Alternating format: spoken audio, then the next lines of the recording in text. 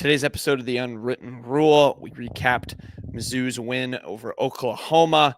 Just kind of dove into the game, gave our takes, our thoughts on it, all that stuff. Mark Mitchell obviously dominating, Mizzou's defense dominating as well, and a really nice bounce back win over the Sooners. So great win for Mizzou. We looked ahead to Georgia too. Tough game, trap game for Mizzou. Kind of talked about that.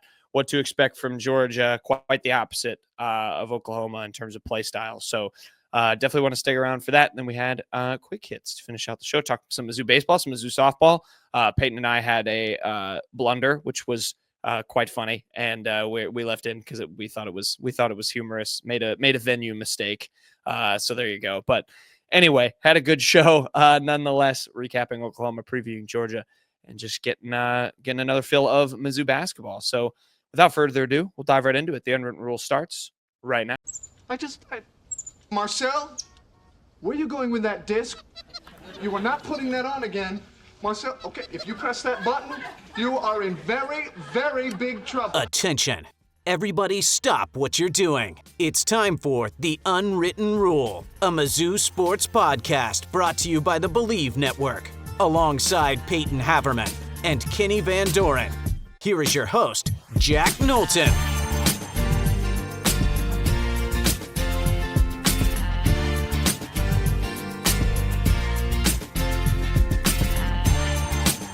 Welcome back to The Unwritten Rule. Today is Friday, February 14th. Happy Valentine's Day, Kenny and Payton, and to all of our gracious viewers.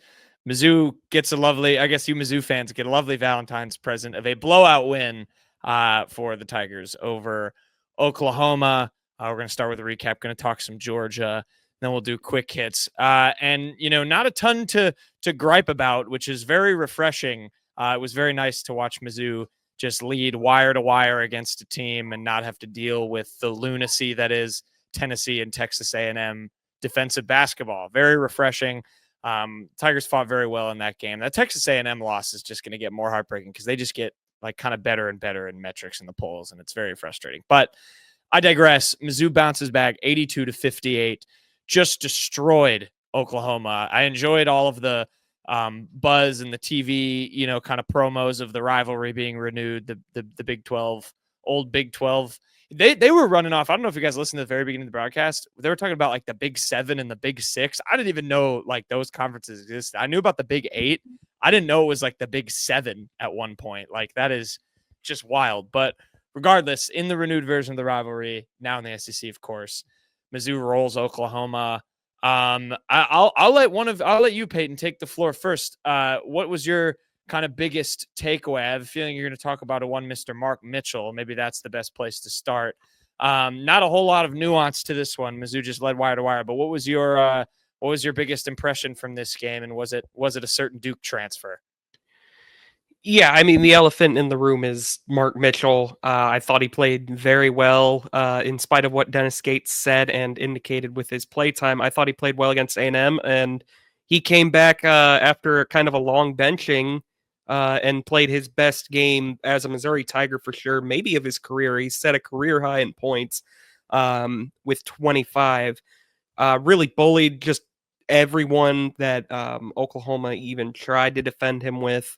6 for 12 from the field, but 13 of 18 from the free throw line. That's where he made his money, and good for him. I mean, that's kind of a thing I know Kenny touched on early, and I kind of agreed with him. Like, if Mark Mitchell is getting to the line as much, he needs to make most of these, and I think 13 of 15 is a pretty acceptable line for him. I think you'd like to see him get to the 14 or 15 range, but that's 13 fine. 15 would be great, but he was 13 of 18, which I agree is exceptional. Well, 14 or 15, I meant of 18. But yeah. I mean, I'm not going to really complain about it. I mean, Oklahoma tried to throw Luke Northweather on him. That was worthless. I mean, Mark Mitchell saw him lined up on him and went after him immediately. They tried to double him a couple times. Fears was on him a few times.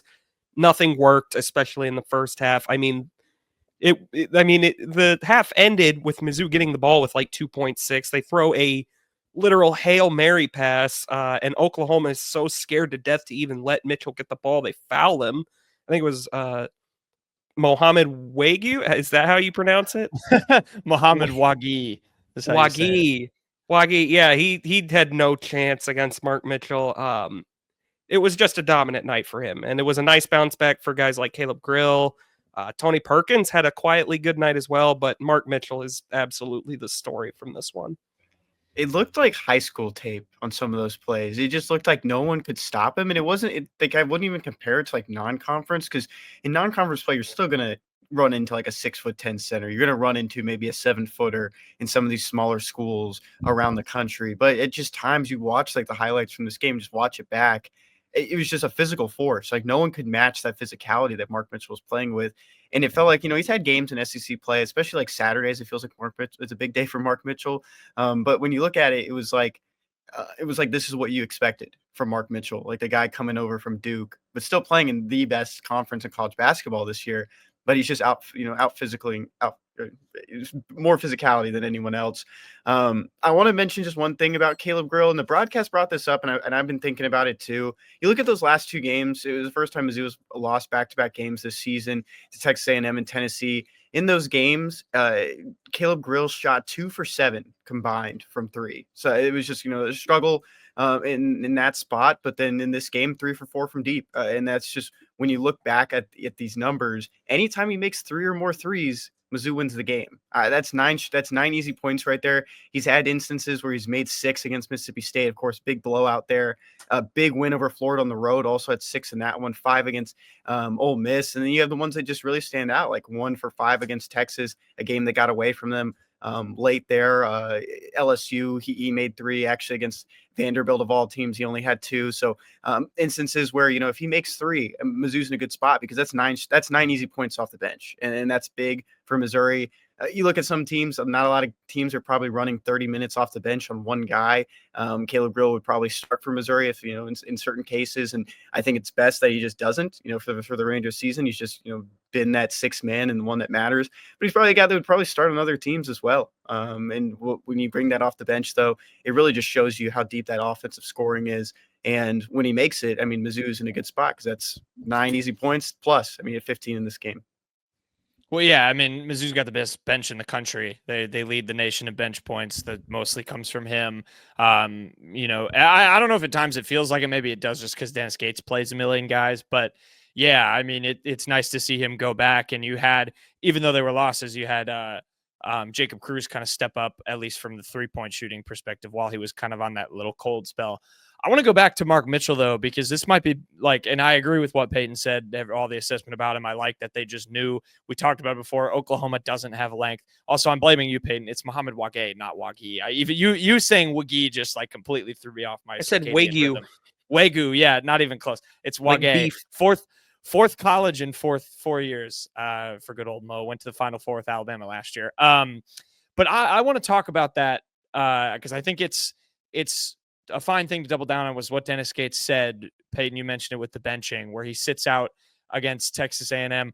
What was y'all's take on that, and Dennis doing that strategically in a game against a very good team that was very physical?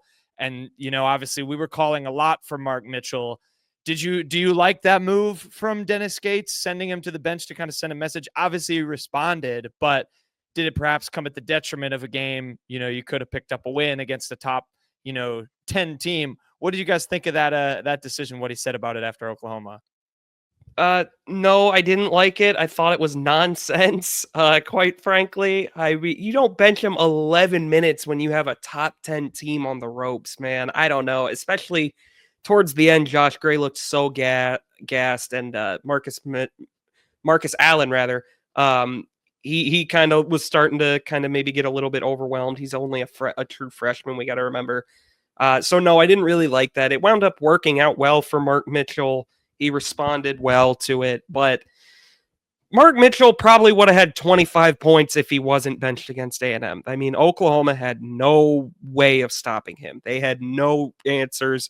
Porter Moser had no solutions. There was nothing Oklahoma was going to do. Oklahoma was a completely outclassed team. They're a couple tiers below Mizzou in the SEC pecking order. In my mind, I don't think anything like that was necessary. Again, I'm not trying to dogpile on Dennis. I think Dennis is 100%. If he wants to, he will probably be here a decade plus. But I didn't like that answer when he was asked about why he benched him again. He didn't say benching, but sent a message to him against A&M. I thought that was a little silly. Yeah, I mean, I'm not as like worried about it from just like a analyzing the standings perspective. This team is still in the mix with some of those big teams, just at the top of the SEC. Yeah, I would put Mizzou at 8-3 right now, which would tie them with Florida, and then give them the edge on Florida, so keep them in that 3 spot in SEC play. So that's big too. But I think it really just comes down to when you get to the tournament and at the end of the conference conference play, and then you start to think like, did that matter really in the end? Mizzou had instances where they could have won that game against Texas A&M even without Mark Mitchell on the floor. Like, you still have to factor that in, but it definitely probably would have been a more comfortable victory for Missouri if they did pull it off. But at the same time, I think it's one of those things you maybe look back on at the end of the season. I think it's another thing that you maybe expect Dennis Gates to do a little bit earlier in the season. I know you can't predict when a player, does something poorly in his performance, but for a guy who's a third year in college basketball, it makes you wonder a little bit, why pull that card right now this late into the season. But it's Dennis's team, and you have to have coaches like this. I think that's what makes college basketball so much fun. They're going to do things that you disagree with, no matter if they're your favorite team or not. Yeah, I also didn't love the choice to do it there. But I think you're right, Kenny, when you look at the long term. I think the way it becomes justified is, let's see Mark Mitchell sustain this. How does he perform now in the next couple games? That includes obviously games against some better competition. Does he replicate it on the road against Georgia here coming up? Does he do it in a game against Alabama, where I think he's going to be really important if Mizzou wants to win that game? Like, that's where you'll see maybe the long-term benefit of it. But Payton, I agree with you. I didn't love the choice to do it. I think back, I cover Alabama, they benched Mark Sears in the second half against LSU, a team they were, severely overmatched for. Doing it against Texas A&M is a bit of a bold strategy, shall we say.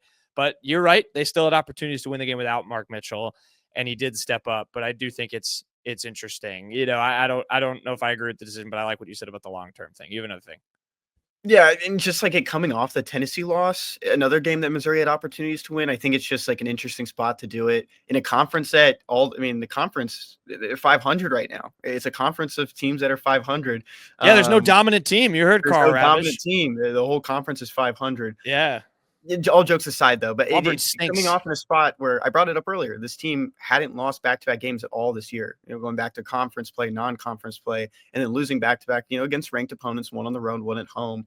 I think it's an instance where you wanted that Texas A&M win over anything, especially losing to Tennessee, a game that Missouri had opportunities to win. Yeah, that's a fair point as well. But yeah, that's the Mark Mitchell benching. I mean, he responded. We'll see. I do agree. I don't think it's gonna be a choice that costs Mizzou an SEC title, but hopefully Mark will reap the benefit of it going forward. My other main thing in this game that I'd like to ask you guys about comes in the defensive side. I mean, there were some other good, offensive performances. Tony Perkins had a nice game, was 4 or 5 from the field, 12 points. Ant had 10 points. That was nice to see. But I really liked what I saw on the defensive side too. When we talk about kind of domination of this team, I thought Mizzou played really smart. They blitzed the hell out of Oklahoma, which, they kind of do to everybody. But I think they were sort of not over the top with it, but I thought did it really effectively, knowing, the Sooners don't really have those bigs that they can give outlet passes to if they break through that kind of first wall of defense. Jeremiah Fierce had a pretty bad game, 8 points, 3 of 13 shooting, did have 7 rebounds, turned it over 3 times. I thought he looked flustered. They did a pretty good job on Jalen Moore, who's a good sharpshooting kind of forward for them. Duke Miles was their best performer, but what did you guys like about Mizzou defensively? I just thought the strategy was kind of like with feeding Mark Mitchell, very clear, didn't change. There was no fancy crap that they tried to do. They just knew they could, kind of overwhelm Oklahoma, and they didn't have the outlet guys in the front court to overcome or feed when the backcourt was getting pressured. And I thought that was impressive for me. Yeah, I mean, when you hold a team's 2 top scorers on the year to a combined 6 of 27, that's a really good night. That means you probably did your job all around. I mean, Oklahoma, the first half was their lowest scoring of the season with just 24. I think they shot sub 30% in that half, and they just could not hang on to the ball. I mean, it was a sloppy game from both teams early, but Mizzou definitely showed like who was boss kind of late in the first half, kind of jetted away. Oklahoma turned the ball over uh, 17 times. Yeah, that is just absurd. Mizzou had 12 steals. Just another vintage night for this Dennis Gates defense. I mean, who would have thought a few years we'd be talking about the defense as a legitimate strength of this team? I mean, it has been at times the better unit on the team this year. Yeah, I'd say the most of the the time. Seals. I sound like a broken record. I mean, that was like the thing I brought up as like my main point going into conference play, and having 5 from Tony Perkins and 12 as a team. It just continues to just pile on into that steal category going into the remainder of the season. I mean, look back on those past couple of years, wasn't like really it was mainly just like one guy at times, Demoy Hodge being the big like pickpocketer in Dennis's first year, and then this past year probably not as many. But this season has just been just all about that. 16 points off of turnovers is big as well when you look at that final score. And it really just all came together from that defensive standpoint. And Marcus Allen playing 15 minutes off the bench, or excuse me, 15 minutes off the bench, or 16, excuse me, is big too. It's big to see from a freshman. Yeah, I've loved Marcus Allen. This team is Peyton. I would almost take it one further. I think it might just be the better unit on defense. I don't know. It is lethally good. I'm looking ahead when they play Vanderbilt. I think to do some over analysis right now, that game might just be the points off turnovers game, because they're, I think, number 1 in the country, and I think Mizzou's like 3 in points off turnovers, just racking up steals on one another in the rematch in Nashville. But yeah, I think this team is great defensively. I think they flat out dominated Oklahoma. I really don't have much more to be said. I'm glad they responded so well off an emotional game like Texas A&M. I mean, we heard it from Tamar Bates. This team doesn't, let losses or wins really kind of stick. They move on to the next game and take care of business. And this was an easy game. You mess around and your minds are still back at A&M. You could have very easily lost this game or not dominated in the ways you should have dominated, and they did that. So, I think I think I'm happy with this performance for sure, without a doubt. Any other residual things from Oklahoma? Any other final Mark Mitchell takes? Not Mark Mitchell, but I mean, anytime you can win a game by 24 points in conference over a likely, bubble team at worst, when your 50-40-90 or near 50-40-90 guy scores 2 points, very good night at the office. Also worth noting, Dennis probably did that same, I didn't like what I saw from Mark Mitchell's strategy, so I'm just going to have him take a seat. He did that with Trent Pierce. Trent Pierce started the game, played 2 minutes, looked horrible. I mean, I noticed it right away. He was very weak on the boards early. Dennis did not play him another second of the game.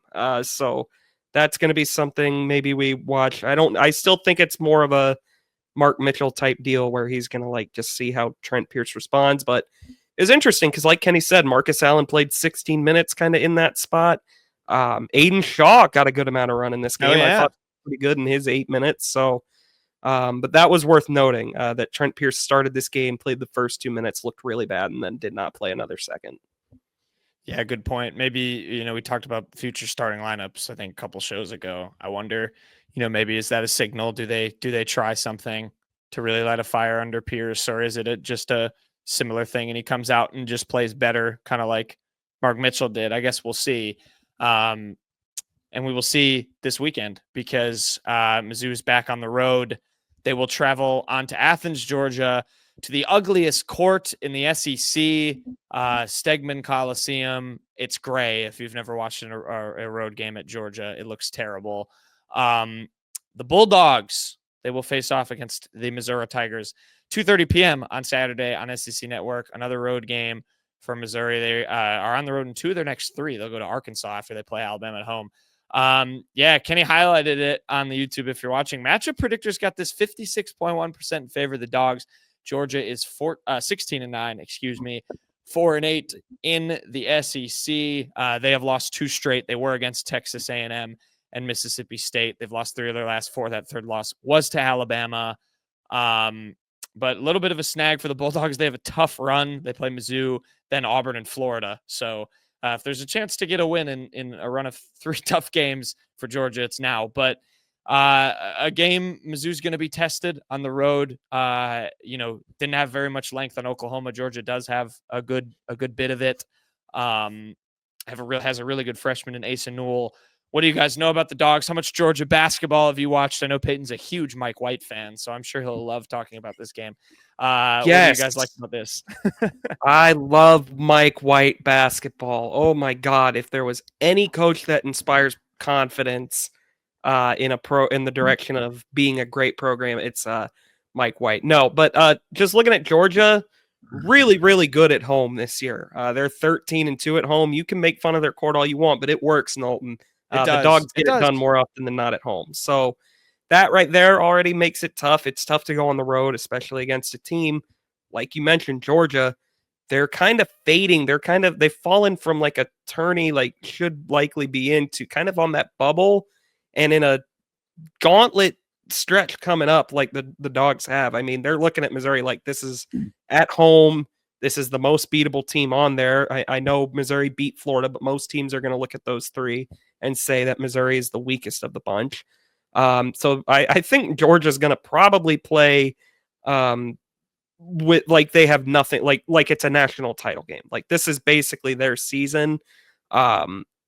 They also, to go further on their losing stretch, they've lost 7 of their last 9 games, and the 2 wins were against the 2 worst teams in the league in LSU and South Carolina. So it's a team that's reeling. Like you mentioned, though, Asa Newell is fantastic, putting up 15 points, 6.7 boards a game. Georgia's a pretty strong defensive team.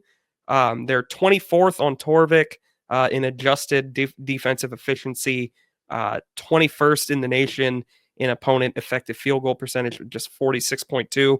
So going to be kind of interesting to see if Missouri can work guys into open shots in a tough environment, more likely than not. This is a team that played close with Texas A&M. Georgia was leading at halftime during that midweek game against Texas A&M, but they lost to Auburn by 3 at home.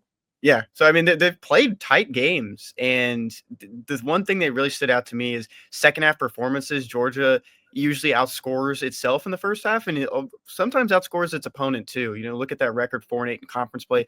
You're thinking, oh, this team probably gets blown out a lot. It plays tight games. Georgia does. And in that second half, though, against Texas A&M, they went 13 minutes without a made field goal, and it went 18% from the field in the second half. So there was instances where that was just uncharacteristic of Georgia, and I think that does play into a team that's reeling in these losses and looks at that, back at that. You talk about Missouri looking back on poor performances, in the second half or just losing games, and you don't want to replicate it. And I think that's, something to watch out for Georgia. It's a team that's been efficient in second half games, and this past week it just wasn't efficient. And so it is definitely something to kind of keep an eye on.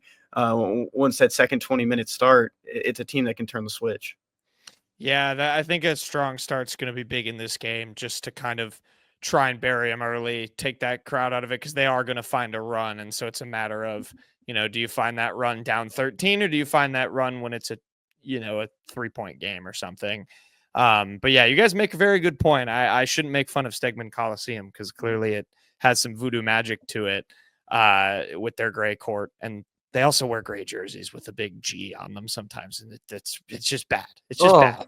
No, that's my issue with Georgia. They have good colors. The red, black, and white should make some good combos, and they just throw this gray in there, and I don't get it. A gray with a big old G too. That's rough. No, it's rough. I don't like it. But yeah, they're a well-coached team. I feel like Mizzou, and the recency bias creeping in here with Jeremiah Fears, I feel like Mizzou's done pretty good with some talented freshmen. Georgia does. I mean, it is really the opposite of Oklahoma. They force feed it into the paint. They give it to Newell. They let players take tough shots in the post. And so if you can kind of wall up in there and deny them, and their looks aren't easy, that's kind of why they hit a lot of those scoring stretches or stretches without scoring, is they can get a little bit one-dimensional. I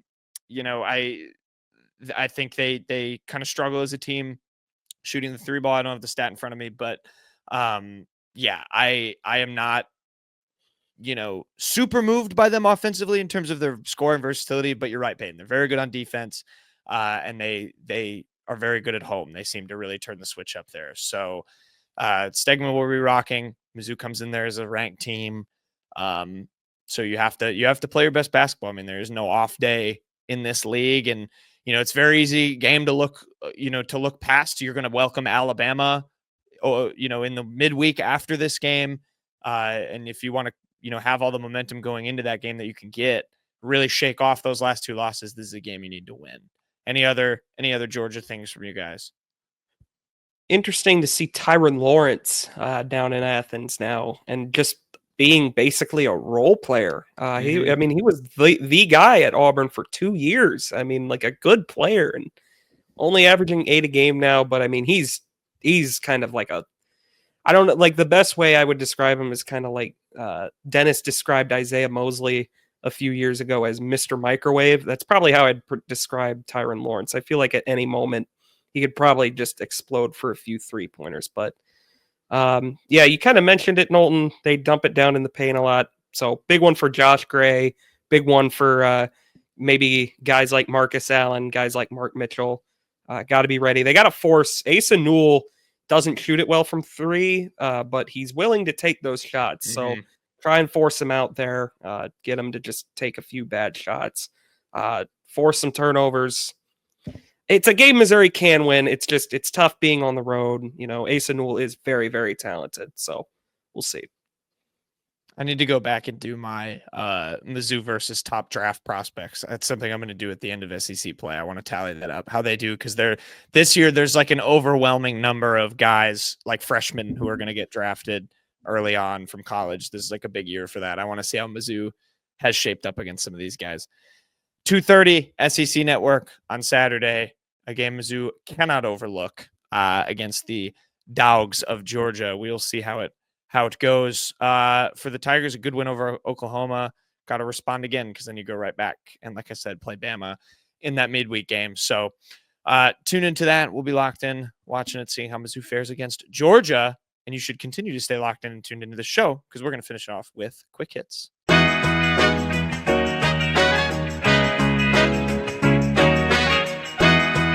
Okay, quick hits time. We'll finish out the show. Jerseys of the week. Kenworth. Gonna let Payton be the only one talking about Missouri baseball. If you're watching with us on the YouTube, that's Bryce Mayer. He was a 16th round pick of the Houston Astros in the 2024 draft. Pitched for Missouri this past season. Only pitched 1 year with the Tigers. He came over, I believe, from a JUCO, St. Charles Community College, before he went to Missouri for a year. But I was talking with someone, I'll leave him unnamed, just about the Astro system. They still have connections on that beat, and they called Bryce Mayer like apparently a revelation. So it is a good find for the Astros. Person I was talking to spoke very highly of him. So he didn't pitch very, very long in the minor leagues last year, with the draft being a little bit later than it used to be. College pitchers, too much downtime, don't really get many opportunities, but still pitched 6 1/3 innings, struck out 10 batters, walked 4 with a 2.84 ERA. That's a good start.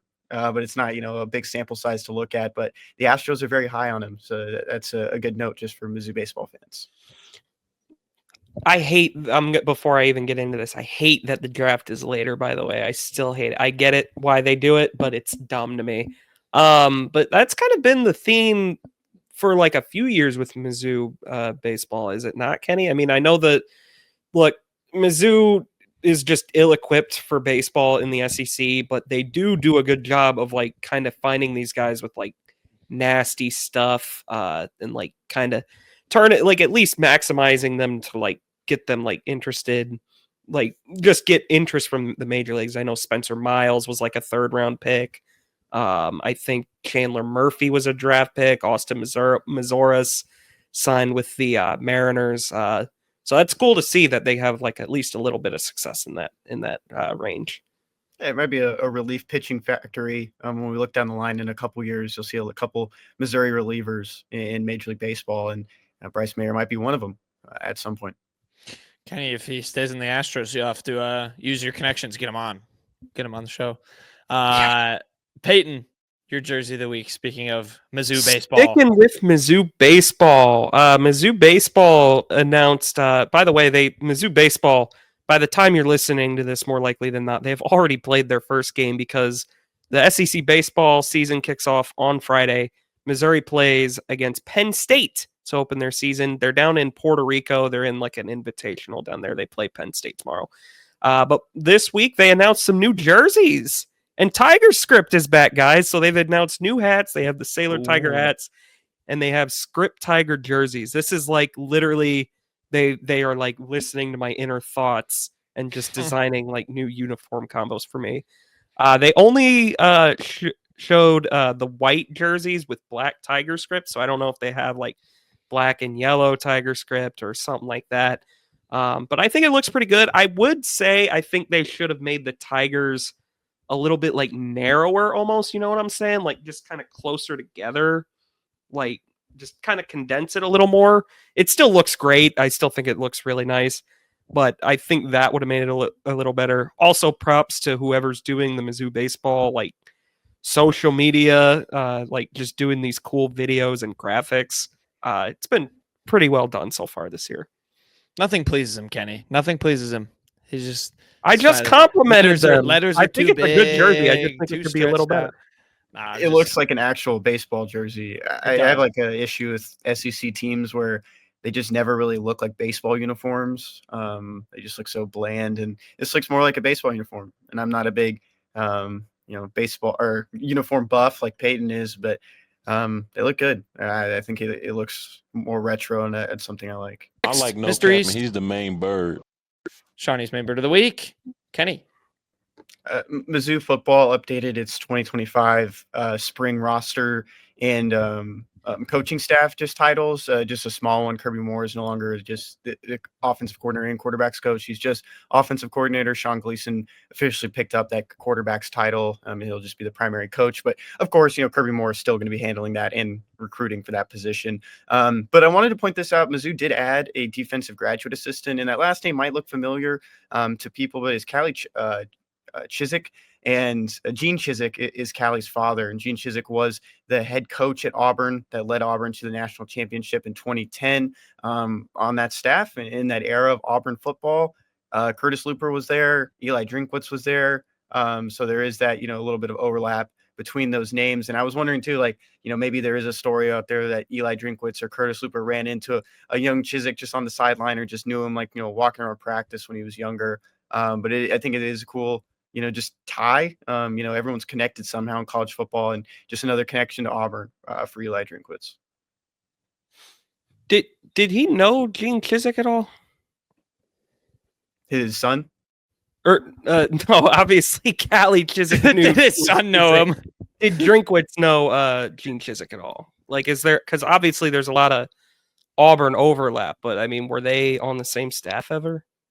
Yeah, I'm looking at the list right here in Auburn. I mean, Eli was there in 2010, and I believe that was Gene's last year, if I'm not mistaken. Okay, yeah. Yeah. I think you're correct. I think late on the early 2010s SEC history. Yeah, this is fun. A familiar last name. That's a good spot, Kenny. Buried in the. Gene was the head coach until 2012, so Eli was on staff as a quality control coach for 2 years. There you go. So they did have some overlap. So yeah, he probably did run into a young Chiswick. I said, I see something in you, young man. You'll be on my staff at Missouri one day. Callie was just confused.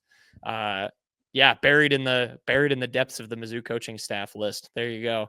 Welcome, Callie Chiswick. Bring some of that championship pedigree. Payton, what's your main bird? My main bird of the week is going to be, I mention Handy Dandy Torvik all the time. And this is going to be no different. It's a Torvik love segment because this tweet comes from at the Blake Level on X, the Everything app. The top 10 teams nationally since January 5th, which was the day after the start of SEC play, in Bart Torvik's power ratings, rather. Number 1, Houston. Number 2, Purdue. And number 3 in the entire nation is Missouri. The best SEC team. Right behind them is number 4. And then right behind them is number 5, Auburn. War Eagle, there's a bird connection. Also, Louisville is 10. There's another bird connection. So Missouri's been that good. It's felt good, and they've been that good. Who's number 4? Florida. You just said behind Mizzou is number 4, and then behind them is number 5, Auburn. Oh, whoops. They also called Florida Ole Miss. I don't know what that was about. No, not this time. That was weird. No, not that one. Why do you keep doing that? Yeah, very cool. Mizzou is red hot. I'm curious to see what the next power rating will be, depending on how this next kind of if he does one maybe for February or something, and see how it goes, given those 2 losses. But yeah, Mizzou's really, really good. Really, really good. If you skipped straight to quick hits, go back and listen to our Oklahoma recap. My main bird of the week is going to Mizzou softball. Bird connection. They played Iowa in their start of not conference play of their season in softball. The Tigers off to a 5-3 start to the season. Just thought it was fitting to do a little bit of a check-in. They did win the revenge game against Duke 10-3 in Clearwater, so that is very satisfying. Beat Marshall, beat Northwestern, beat Duke, won all 3 of those games. Then had a little bit of a tough sled, lost to Notre Dame and UCF, did beat Iowa, like I said, lost to Florida State, and then beat Clemson in their last game. They will play Ohio State, Liberty, San Diego State, Rutgers, UCLA, Baylor, Minnesota, Oregon, Oklahoma State, Wichita State, and South Dakota State, and Nebraska, and Kansas City before starting SEC play. Fenway Park game. Wait, they play a game at Wrigley? I didn't know they played a game at Wrigley. They play at Fenway Park, which I did know. I did not know they play at Wrigley. So they play number 5/6 and UCLA. Yankee Stadium. Yeah, very cool. A tour of the guys. It's not actually at those places. It's in California. They have like mini park. Oh my God, we can't read, Payton. We can't read. Oh my God, that's so embarrassing. Do you think that they would play at Fenway Park and Wrigley Field in the same day? That was not even possible. Look at the times on those games. I looked at the locations. I didn't look at the game times. Wait, yeah, no, they definitely can't play at Wrigley in Boston in February. There are parts around the country where there are parks. Listen, and they like model them off of actual MLB parks. I am not. And there's one in Houston, in South Houston, on the way to Galveston that does the exact same thing. If none of you ever hear this part of the show, that means I won an argument, because take this out. This is embarrassing. No, I think it stays in. I think it stays. Man, we'll make that call. If Kenny wasn't here, Nolan, we would look like the biggest idiots on planet. Yeah, we're dumb. Be glad I missed last episode and not this one, because I'd be listening. I'm like, what are you guys talking about? I was so confused. I was like, I thought I heard the Fenway Park one, but I definitely didn't hear about Wrigley Field and Yankee Stadium. And now I'm starting to realize the Fenway Park one I didn't hear either. I'm thinking of the MLB Network game that they're going to be on. Yeah. Payton's just unraveled. I believe it already happened. Yeah, I think the Duke game was MLB Network. It was last weekend. Yeah. I think it was Duke or Northwestern. I did know that. Yeah, tough sled. They should do that though. That'd be a fun series. I don't know. Not in February. Not in February. That would be bad. Maybe do that in like at least March or something, or pick one of the ballparks that are in the South, a little bit warmer. Anyway, we move. Anyway, Mizzou 5-3 to start the softball season. Best things we learned this week. Payton, what did you learn this week? Best thing I learned this week, the full field going to the NFL Combine is out. 4 Missouri Tigers will be going. Luther Burden, Armand Membu, Theo Weiss, and Brady Cook did get an invite. Notably, no Johnny Walker. No Johnny Walker at Lucas Oil this year. Pretty big bummer for him. I mean, I'm pretty surprised by that. It seemed like everyone thought he was a lock to be a day 3 pick, but not going to get his shot there. But hoping the other 4 obviously show out. I had someone ask me just on the board, any of these guys maybe like opt out of a couple of things. And, it'd be good to know, like, where Theo Weiss is on his on his hand injury and where he kind of stands and if he can participate in all this stuff. He didn't really get to do much at the East West Shrine Bowl. He didn't even get to play in the game. So I reached out to our good friend Jacob Infante, draft guru. He messaged me back about Armand Membu and Luther Burden. They might not compete if they feel like they don't have anything to gain from it, but that's usually like the top 10 prospects or so who do that. And they're a little bit more in like the teens or 20s right now, the two of them in that first round. So maybe definitely guys that are going to get some measurements and, compete in those drills. And someone like Armand Membu, he didn't get to do anything at the Senior Bowl. He was sick. So definitely an opportunity for him to put himself in the spotlight of some scouts. Yeah, if you want a NFL mock draft, check in. I look at any and all drafts that I can see. I love them. Armand Membu is just consistently above Luther Burden now, and it's just kind of wild. I just never. You could ask me that a year ago, I would have never expected. I knew Armand Membu was good, but it's just, he is being so highly evaluated currently, and obviously whatever he does at the combine will influence that. But yeah, he's I've seen him as high as 10 to the Bears, and I've seen, Luther, like Kenny said, in kind of that 18, 20 to 24 range ish, even a little bit lower than that. But, it's kind of tough. Luther, literally every single thing is Mizzou's passing game was way worse than last year, so you didn't get the chance to do as much. And you're just it makes sense. But I think they'll both be great pros. Obviously great that Brady and Theo has the get the chance to go. And yeah, let's figure out a way, maybe GoFundMe, we sneak Johnny Walker Jr. in. I don't know how we can do that. Maybe we What about Chuck Hicks? Maybe we He's being a father. Yeah, he's a family man. Yeah, bummer for Johnny Walker, but that is pretty cool for the other two. Kenny, what did you learn this week, sir? I learned this a couple weeks ago. I meant to bring it up and I just totally forgot. But I wrote a story about Sean Terry. Spoke with his dad, just kind of talked about just the person Sean Terry is, the things that they don't know, and had a couple just fun stories in there about him and just his rise to college football. He's always been the smallest guy. He's 5'10", 170. That's what he finished his high school career at, and going to be a slot receiver at Missouri and early enrollee. But two stories that didn't make it into print. One of them was Sean lived in a couple states in his life. He mainly in Ohio, but he lived in Louisville for a little bit and lived in Kentucky. I think he went to the same high school where Marshall is, or middle school where Marshall is, right around the campus. So he's been around, some of those different areas around Ohio, then West Virginia, excuse me. I was going to say Marshall's in West Virginia, right? Yeah. Okay. So West Virginia, Kentucky, Ohio, he's been around in those states, just being on the border in Ohio. But I forgot where it was, but his dad told me a story about how Sean was just so small. They were worried about him jumping off the high dive. So whoever was on staff that day made him swim the length of the pool. He was 5 years old, back and forth 4 or 5 times to prove that he could get out of the water if he dove. And he did it just back and forth because he just wanted to be with all the bigger kids and jump off. Another fun one was that when he was a kid, he played a lot of quarterback just because he was probably one of the more advanced arms, just kids couldn't throw yet. And so he kept begging the coach. He's just give me the ball. He's just give it to me.